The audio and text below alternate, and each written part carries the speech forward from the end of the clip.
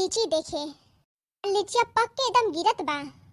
का बताई हमार गांव का मेहरारू ऐसा ही अस चोटी नहीं कि कुल हमार लीची चुरा ले जात हई। दिन भर देखते रह जात हई, अब पता नहीं कब आवत हई। यो केहू के पकड़ी ना पावत हई। अरे आज बहुत जल्दी आईनी है। आज देखत हई कि हमार लीची चुरावत हुए। अगर पकड़ लेती ना तो इतना मारब कि उन फिर लीची चुरावली भुला जाइए। पर हम लुकाई कहाँ, ऐसे खड़ा रहब तो क्यों अइबे ना करी। कवन दिमाग लगाई, आइडिया। पेड़वा पे चढ़ के बैठ जाए और लाइल है करीवा चश्मा आ टोपी के धूप भी ना लगी और आराम से बैठल भी रहब देर तक। पर करीवा चश्मा आ टोपी अब लगा लेत हई। जमत है कि ना करीवा टोपी आ चश्मा में।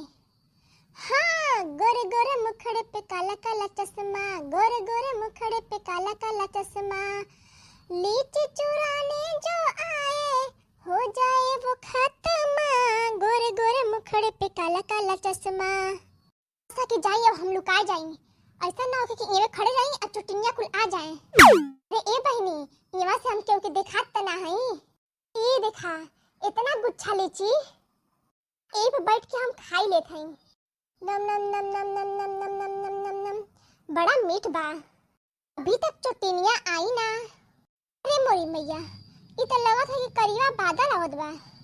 था कि अबे बरसे लागी का। कोनो बात ना, जब बरसी तो देखल जाई। अभी लीची चोटिनिया आई नहीं, बहुत देर हो गई। ला ला ला ला ला ला ला ला ला,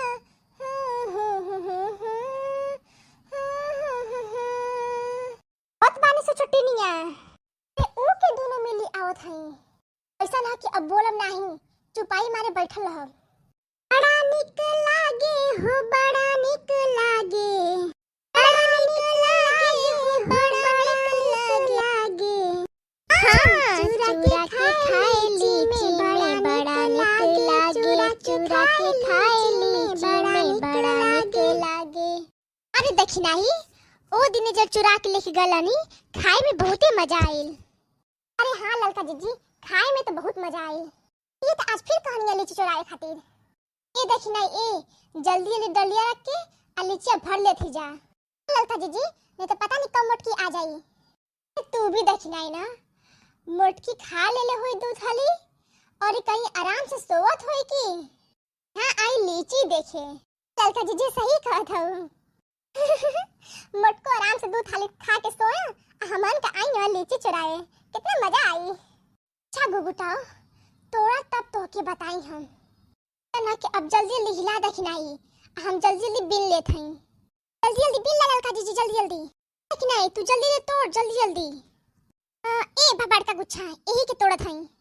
हाँ हाँ देखी नहीं, उबे गुच्छा वाला तोड़ लड़का जीजी, हम तोड़त ही तू बिना। जल्दी टूटते नहीं थे। लड़की देखी नहीं घुघुट्टा का ऐसे तोड़त हई जैसे लगत है इन्हीं का बाप लगाया है। टिनिया तोड़ो, अब्बे बतावत हई। तू देखत ही कैसे लेके जात हो जामुन। खिनाई चल, भर गल टोकरिया, अब भाग चलें, नहीं तो मोटकी कहीं से आते होई। लड़का जीजी, यहाँ से जल्दी से भागा जा, मोटकी पर केनो विश्वास नहीं खे। कल देखनी यही टाइम का के घूमत रहे। हाँ घुघुट्टा, तोके तो सबसे पहले कूटब। उठा दे खिनाई जल्दी टोकरिया, उठा जल्दी। जा चोटिनिया रुक जा, दोनों जानी का खोपड़िए पे कूदा बाज। अरे लड़का जीजी का गिरल, चल नारे देखी नहीं, लगत है कि हाथी कुदल हाथी। आजा आई बड़की जीजी, तू कहाँ रहलू? रोज रोज परकी रही हमार लीची चुराए खातिर। अरे हम पेड़े पे चढ़ के बैठल रही। अरे बड़की जीजी, अरे मर जाए बड़की जीजी। अरे बड़की जीजी गर्दन दबा देले हो, मरब मर जाए बड़की जीजी। चुटिनिया और जामुन चुरावा। अरे नहीं बड़की जीजी, हम ना चुराए बड़की जीजी।